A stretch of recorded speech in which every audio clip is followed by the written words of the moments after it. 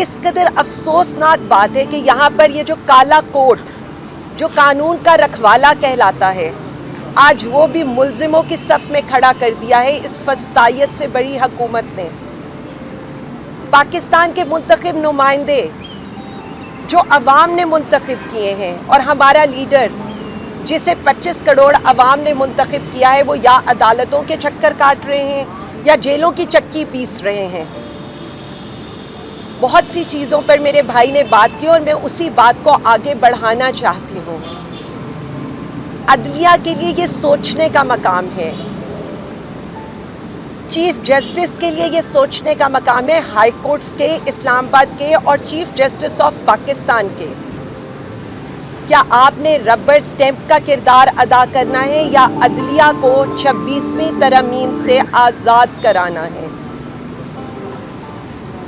میں chief justice Pakistan سے بھی مخاطب ہوں اور ان سے یہ کہنا چاہتی ہوں کہ آپ نے یہ حکم نامہ تو سنا دیا کہ 3 مہینے کے اندر 9 مئی کے کیسز کے ATC فیصلے کریں۔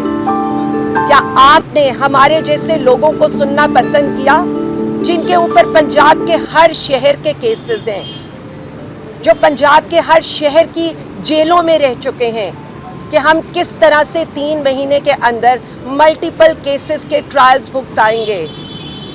کیا آپ نے یہ دیکھا ہے کہ اس دن جو 252 لوگوں کے اوپر فرد جرم عائد ہوا ہے ان میں سے کچھ لوگوں کا انتقال ہو چکا ہے، کچھ جان کی بازی پر اس وقت ہسپتال میں پڑے ہیں اور کئی ہمارے ورکرز صبح سے لے کر شام تک کئی کلومیٹر کا سفر طے کر کے اپنے روزگار کی، اپنی فیملی کی فکر کیے بغیر آپ کے جیل ٹرائلز کو بھگتا رہے ہیں۔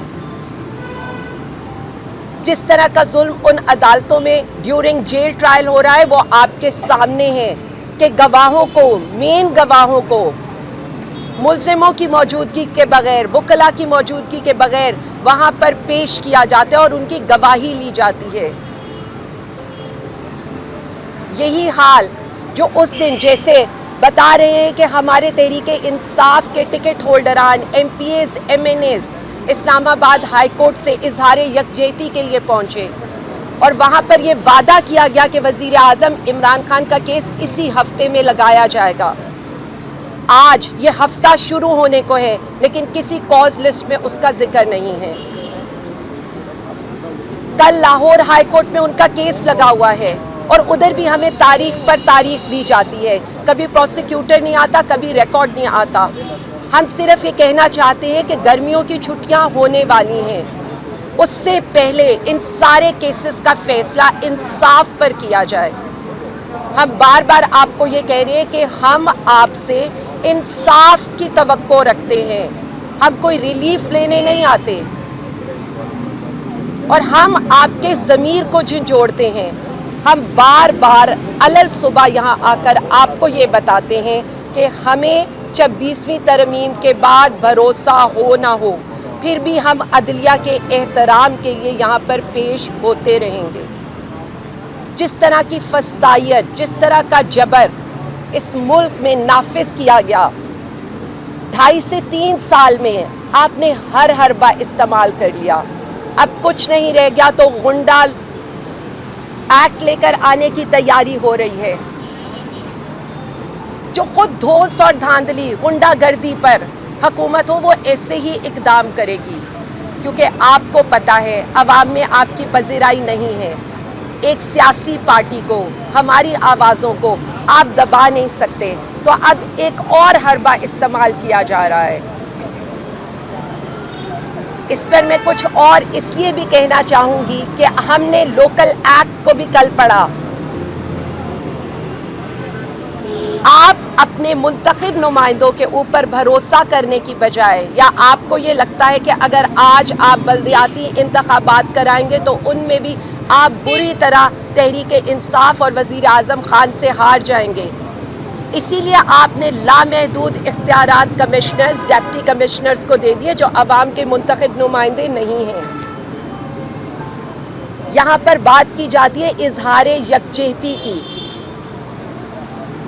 پاکستان تحریک انصاف اظہار یکجہتی کرتی ہے پاکستان سے، پاکستانی عوام سے، جب بھی مشکل وقت آئے گا ہم پاکستان کے ساتھ کھڑے ہوں گے. لیکن میں یہ جو اقتدار کا قبضہ مافیا ہے ان سے سوال کرنا چاہتی ہوں, کیا آپ پاکستان کے ساتھ کھڑے ہیں؟ کیا آپ پاکستانی عوام کے ساتھ کھڑے ہیں؟ ہم نے تو جبر سہ لیا اور آج بھی سہ رہے ہیں, لیکن جب آپ کا وقت آئے گا تو کیا آپ یہ سب کچھ برداشت کر پائیں گے جو آپ نے شاہ محمود قریشی صاحب کے ساتھ کیا, جو ملک کا سابق وزیر خارجہ ہے؟ جب ایک طرف انڈیا اپنے سابق وزرائے خارجہ کو پاکستان کے خلاف سفارتی جنگ کے لیے متحرک کر رہا ہے, آپ یہاں پر اپنے سابق وزیر خارجہ کو بیماری کے حالت میں بغیر کسی کیس کے جیل میں گھسیٹ رہے ہیں.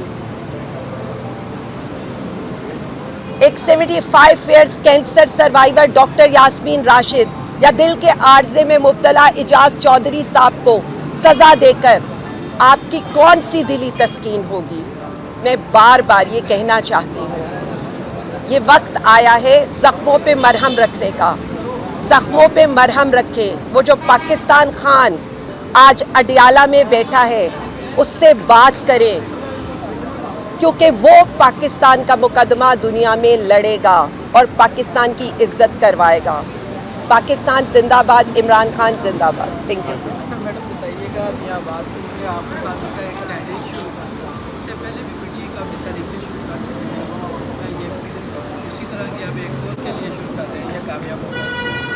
دیکھیں جی, میں صرف اتنا سمجھتی ہوں کہ یہ تو جد و جہد مسلسل ہے, کیونکہ یہ جد و جہد ہے سویلین سپرمیسی کی, عدلیہ کی آزادی کی, 26ویں ترمیم کو ریورس بیک کرنے کی, آپ کو انصاف دلوانے کی, پاکستانی عوام کے مینڈیٹ کی واپسی کی. یہ تو جاری رہے 2022 میں لے کر جانے کی. یس, وہ تو پاکستان کو 2022 میں لے کر جانے کی, تو یہ تحریک تو جاری رہے گی.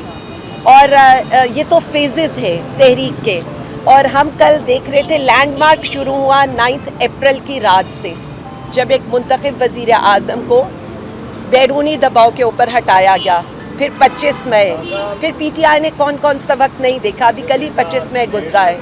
یہ غنڈہ گردی, یہ ریاستی دہشت گردی اس دن شروع ہوئی تھی, آج تک جاری ہے. پی ٹی آئی کا ورکر, پی ٹی آئی کے لیڈران, ہمارا وزیر اعظم ڈٹ کے کھڑے ہیں, مقابلہ کر رہے ہیں اور کرتے رہیں گے. شکریہ. اسی طرح کی اب ایک دور کے لیے شروع کر رہے ہیں, یہ کامیاب ہوگا؟ دیکھیں جی, میں صرف اتنا سمجھتی ہوں کہ یہ تو جد و جہد مسلسل ہے, کیونکہ یہ جد و جہد ہے سویلین سپرمیسی کی, عدلیہ کی آزادی کی, 26ویں ترمیم کو ریورس بیک کرنے کی, آپ کو انصاف دلوانے کی, پاکستانی عوام کے مینڈیٹ کی واپسی کی. یہ تو جاری رہے 2022 میں لے کر جانے کی. یس, وہ تو پاکستان کو 2022 میں لے کر جانے کی, تو یہ تحریک تو جاری رہے گی. اور یہ تو فیزز ہے تحریک کے, اور ہم کل دیکھ رہے تھے لینڈ مارک شروع ہوا 9 اپریل کی رات سے, جب ایک منتخب وزیر اعظم کو بیرونی دباؤ کے اوپر ہٹایا گیا, پھر 25 مئی, پھر پی ٹی آئی نے کون کون سا وقت نہیں دیکھا, ابھی کل ہی 25 مئی گزرا ہے. یہ غنڈہ گردی, یہ ریاستی دہشت گردی اس دن شروع ہوئی تھی, آج تک جاری ہے. پی ٹی آئی کا ورکر, پی ٹی آئی کے لیڈران, ہمارا وزیر اعظم ڈٹ کے کھڑے ہیں, مقابلہ کر رہے ہیں اور کرتے رہیں گے.